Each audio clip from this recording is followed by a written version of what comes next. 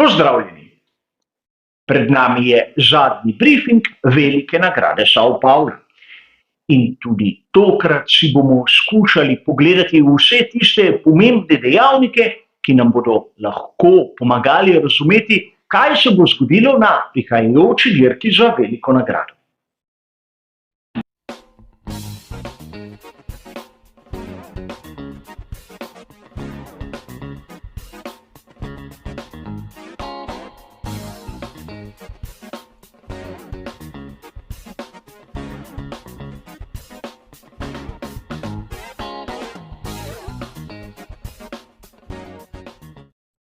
Kot je v naši navadi, je tudi tokrat zadnji brifing razdeljen na 3 običajne dele. V prvem si bomo seveda ogledali vse tisto, kar se je zanimivega zgodilo na sprintu in kako je to vplivalo na štartni razpored. V drugem bomo našo pozornost usmerili k ritmu posameznih ekip oziroma posameznih voznikov. V tretjem in zadnjem delu bom pa kot običajno predstavil tudi svoje osebno videnje glede možnih strategij. A najprej se bomo ustavili pri vremenski napovedi, ki je bila tokrat v soboto zgrešena. Videli smo kar lepo sončno vreme. In vozniki so uporabljali pnevmatike, ki so primerne za take pogoje, torej pnevmatike za suho progo. In prav tu velja poudariti neko zanimivost, namreč tudi ko je na vrsti sprint, velja pravilo parc fermé. A ta zaveza, da se nastavitve ne spreminjajo, stopi v veljavo na samih kvalifikacijah, torej v petek. Nekateri vozniki imajo lahko zato nastavitve, ki so primerne za čisto drugačne pogoje. Sicer mi, navdušenci, imamo samo neke osnovne vremenske napovedi. Inženirji v ekipah imajo bistveno bolj točne podatke in videli bomo na sami veliki nagradi, kdo je imel prav in kdo je napravil boljši kompromis, seveda za celotni vikend velike nagrade São Paulo. In prav tu se moramo najprej ustaviti pri Maxu Verstappenu. Namreč na začetku sprinta smo lahko videli, da je bil eden izmed dvojice voznikov, ki je uporabljal pnevmatike medium. Seveda drugi Latifi ne pride v poštev za primerjavo, vsi ostali konkurenti s pnevmatikami soft. In v mnogih virih boste lahko zasledili izjavo, da je bila to strateška napaka. In čeprav se strinjam, da izbor medium pnevmatike za sprint ni bil idealen, se je lahko zgodilo, da pri Red Bullu so bili dobesedno prisiljeni v tako izbiro. O čem govorim? Tu lahko vidite tabelo, ki nam prikazuje stanje pnevmatik pred začetkom drugega oziroma zadnjega prostega treninga. Če malce bolj natančno pogledamo, bomo takoj ugotovili, da Max Verstappen je takrat imel na razpolago eno pnevmatiko medium več oziroma en set pnevmatik medium več in set pnevmatik soft manj kot direktni konkurenti.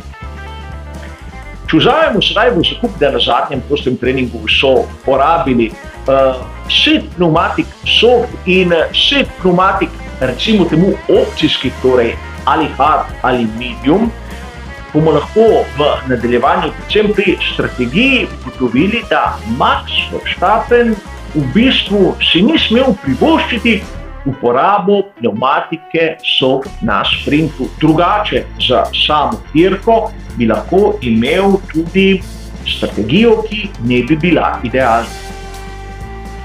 A o tem se bomo pogovarjali malce kasneje. A sam tu v resnici menim, da napaka pri Red Bullu ni bila v izboru za sam sprint, temveč je nastala bistveno prej. Kot drugo točko bi rad izpostavil enkratno predstavo, ki nam jo je pokazal Carlos Sainz mlajši. Videli smo, da v trenutku, ko Charles Leclerc je bil neprepoznaven bled tam v ozadju, je Carlos Sainz mlajši tisti, ki je prevzel pobudo pri skuderiji Ferrari. Njegov sprint je bil, glede na dane možnosti, popoln. A tu se moramo spomniti nekaj. Carlos Sainz mlajši na štartnem razporedu za samo dirko za veliko nagrado bo moral odslužiti 5 kazenskih mest zaradi menjave motorja z notranjim izgorevanjem. O tem smo že govorili seveda v predhodnih prispevkih, ampak sedaj lahko vidimo nek trend. Sam osebno dobivam občutek, da pri skuderiji Ferrari se pravzaprav malce trudijo potisniti Carlosa Sainza mlajšega za Charlesa Leclerca. Namreč drugače si take situacije ne bi znal razložiti. Kot sem že omenil, ostaja odprto vprašanje, zakaj mu motorja z notranjim izgorevanjem niso zamenjali na prejšnji dirki.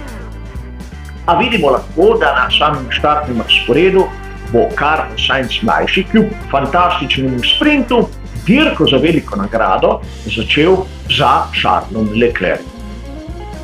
In to je ena izmed tematik, na katero bomo morali biti pozorni. Na to je treba poudariti, da v prvi štartni vrsti bosta oba predstavnika tovarniške ekipe Mercedes. In treba je tu poudariti, da George Russell je izkoristil izjemno priložnost. Pred seboj na začetku sprinta je imel samo Magnusena, ki v resnici kakšna velika ovira ni bil, in že prej omenjenega Verstappena, ki je pa imel na Red Bullu RB18 umeščene neprimerne pnevmatike. Zato niti ni čudno, da je prišel skozi cilj kot prvi. Za njim na štartnem razporedu tretji iz sprinta, njegov moštveni kolega Lewis Hamilton. Tudi on z izjemno solidnim sprintom, kajti začel je na 8. mestu in se prebil izjemno visoko, še posebej, če upoštevamo, da je imel pred seboj kar nekaj gneče. Videli bomo seveda na sami dirki za svetovno prvenstvo, kako se bo ta forma nekako prenesla tudi skozi vse ovinke proge Carlosa Paceja, ampak tudi tu Mercedes izjemno konkurenčen, bistveno boljši od tistega, kar smo videli naprimer pri Ferrari. In omenili smo Magnusena. Seveda, imel je lepo priložnost, ki jo je izkoristil na kvalifikacijah, ampak če je kdo med nami nekako upal, da bo zadržal tisto mesto ali izgubil le 1, 2 ali mogoče 3, je seveda bil izjemno optimističen. Ampak treba je poudariti, da Magnussen na koncu je na račun ekipe Haas tudi tu prispeval 1 točko in na vseh 3 letošnjih sprintih je bil med dobitniki. Torej izjemno konkreten sprint in kaže na to, kakšen je potencial bolida ekipe Haas. Preden se spustimo k ritmu, je treba opozoriti še na nekaj. Verjetno ste tudi vi opazili tisti boj med moštvenima kolegoma pri ekipi Alpine. Tu na ekranu lahko vidimo škodbe na bolidu Estebana Ocona. Fernando Alonso je bil zaradi svojega manevra kaznovan. In kljub temu, da je verjetno vsakomur izmed nas jasno, da je bila kazen upravičena, mnogi posamezniki so nekako svoje frustracije sporočili tudi ekipi Alpine. Zadeva je prišla do takega nivoja, da so bili nekako prisiljeni pri francoski ekipi tudi v nekakšno objavo, nekakšno izjavo za javnost, ki obsoja tako komuniciranje. In kot dobro veste, sem sam zmeraj na strani tistega, ki se zna primerno vesti, primerno komunicirati brez groženj, žalitev in podobnega. A pojdimo sedaj na ritem. Kolikor ste sledili celotnemu vikendu, ste lahko ugotovili, da kakšnih resnih podatkov o ritmu za samo veliko nagrado nimamo na razpolago. Namreč samo 2 prosta treninga in vremenske razmere, ki niso bile idealne, vsaj ne iz tega zornega kota. Rad bi vam pokazal najprej nekaj zanimivih grafov. Namreč v prvem lahko vidimo, kako so se obnašali bolidi v onem deževnem vremenu. In tu lahko vidimo seveda tisti časni ovinek, srednji hiter ovinek in hitri ovinek, kako so vsi razen ekipe Alfa Romeo F1 Team seveda poravnani. Ista zgodba na ravninah. In tu še druga zanimiva primerjava. Namreč vidimo lahko, kakšna je razlika med idealnim krogom, govorimo o kvalifikacijah, in tistim, kar so vozniki pokazali na samih poizkusih, ko verjetno tudi niso zmeraj sestavili tiste idealne kombinacije. In lep primer je tu Charles Leclerc. Vidimo seveda, da kombinacija tistih njegovih 3 najboljših sektorjev je daleč boljša od tistega, kar je pokazal v 3. delu. In seveda tu lahko diskutiramo, zakaj. Dejstvo je, da Charles Leclerc tu v Braziliji ne blesti.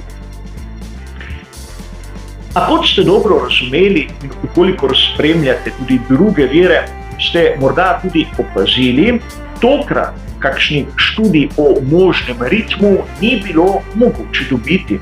A brez skrbi, sam tudi računam ritem in ko vam predstavljam določene študije oziroma grafe, imam svoje izračune le kot neko potrditev, da pravzaprav se drugi niso zmotili. Ampak tudi tu si bomo ogledali ritem, seveda na pneumatiki soft oziroma medium hard za 6 najboljših voznikov na štartnem razporedu. In tu bi rad poudaril, da je bilo videti kar nekaj zanimivosti. Namreč, kolikor pogledamo pneumatiko soft. Max Verstappen je s to tipologijo pneumatik držal kar konkreten ritem minute 16 sekund in 1 desetinko. In govorim seveda v stintu, ki je bil dolg 8 krogov. Zanimivo je, da Lewis Hamilton je približno ob istem času s pneumatiko soft držal isti ritem, minuta 16 in 1 desetinka. Le z to pripombo. Lewis Hamilton je bil bistveno bolj konstanten, torej njegovi časi niso toliko nihali kot tisti, ki smo jih videli pri Verstappenu, in v njegovem stintu je bila vidna degradacija. Degradacija je pojav pneumatik, o katerem sem mnogokrat govoril tudi na kanalu, in vidi se v zaporedju krogov, ko kar naenkrat se ritem strmo dvigne in nato umiri za nekaj krogov. In to je bilo vidno pri Hamiltonu, predvsem zaradi njegove konstantnosti. Zanimivo je, da s pneumatiko soft George Russell bistveno hitrejši. Minuta 15 sekund in 9 desetink. Carlos Sainz mlajši je bil malce časnejši od Verstappena in Hamiltona, minuta 16 sekund in 2 desetinki. Zanimivo je, da Charles Leclerc minuta 16 in 4. Ampak gre za proste treninge, kjer ta čas lahko tudi ni relevanten, ne vemo količine goriva, ampak zapomnite si to številko. Kar je bilo v tej simulaciji same dirke z pneumatiko soft najbolj zanimivo, je bil čas, ki ga je dosegel v povprečju Sergio Perez. Namreč njegov ritem minuta 15 in 6 desetink, približno pol sekunde hitrejše od tistega, kar smo videli pri Maxu Verstappenu in Lewisu Hamiltonu. Z eno veliko pripombo. Namreč Sergio Perez je ohlajal pneumatike. Napravil je serijo 3 hitrih krogov, nato počasen krog in nazaj serijo 3 hitrih krogov. In seveda, krog, kjer je ohlajal pneumatike, moramo izločiti pri računanju ritma. A vidimo lahko, da tudi pri spremljanju takih podatkov imamo lahko drugačno videnje, drugačno metodologijo računanja, ampak nekako razmerje sil je vidno pri tem primeru. A bolj zanimivo je nekaj drugega. Namreč pri tisti opciji smo videli, da so vozniki praktično delali simulacije tako na pneumatiki hard kot na pneumatiki medium. In na pneumatiki hard Max Verstappen približno s časom minute 17 sekund na krog. Točneje izračunano minuta 16 in 95 sekund. Medtem ko Lewis Hamilton minuta 16 sekund in 4 sekunde. Bistveno hitreje in kar je bolj zanimivo, bil je na istem ritmu s pneumatiko hard kot Charles Leclerc s pneumatiko soft.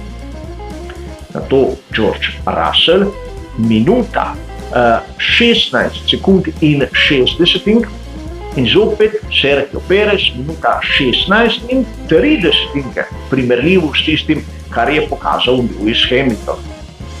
A tu nam manjkata še oba voznika skuderije Ferrari. Ona dva sta simulacijo napravila na pneumatiki medium. Sainz minuta 16 in 50 sekund, Charles Leclerc zopet počasnejši, minuta 16 in 7. Torej, tudi ta simulacija nekako odraža tisto, kar smo videli pri pneumatiki soft. Red Bull in Mercedes dokaj blizu, Ferrari pol koraka zadaj. In verjetno bo poglavitno to, kakšno strategijo bodo izbrali pri ekipah, kajti tu v Braziliji izgleda, da so vsi najboljši nekako poravnani. Na koncu še tista moja predvidevanja glede možnih strategij. Kot običaj je treba poudariti, da nisem imel časa pogledati, kolikor je Pirelli sploh že kaj objavil, analiza seveda mojih napovedi Pirellija in seveda tistega, kar so kazale ekipe, sledi v komentarju. In treba je pripomniti, da gre za neke vrste vajo. Videli bomo na sami veliki nagradi, ali bodo sploh razmere take, da bodo ekipe uporabljale pneumatike za suho progo.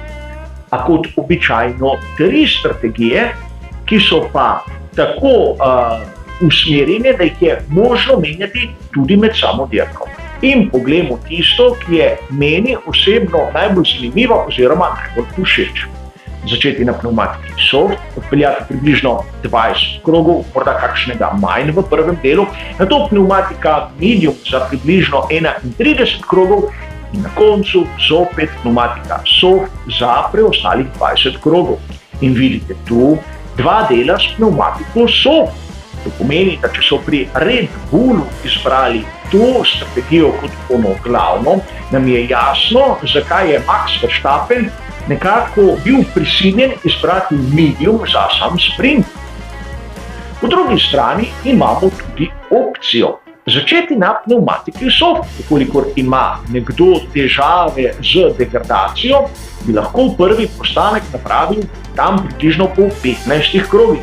Čeprav smo videli, da je bil sprint dolg 24 krogov, nekje tam od 15. kroga naprej so časi začeli iti navzgor. Nato pneumatika medium za približno 28 krogov in zopet pneumatika medium za 28 krogov. In seveda, odvisno tudi od razmer na progi, tu lahko ekipe prosto izbirajo, ali bi šli z prvo ali z drugo strategijo. In ista zgodba velja za tretjo strategijo. Letos pneumatiko soft bi moral voznik zdržati 25 krogov, kar smo videli na sprintu, da je izvedljivo. Ampak na to, namesto pneumatike medium, bi lahko nataknili pneumatike hard in na to odpeljali do konca z enim samim postavkom. In seveda ta zadnja strategija na prvi pogled je malce počasnejša, ampak tudi izvedljiva. Sicer videli bomo skupaj, kaj nam bodo pokazale ekipe na sami progi in ukolikor razmišljamo v isti smeri, bo zanimivo videti tudi, kako dolgi bodo posamezni deli. kar se tiče zadnjega briefinga za veliko nagrado Sao Paula, je kot običajno to vse. Hvala za vašo pozornost in seveda nasvidenje.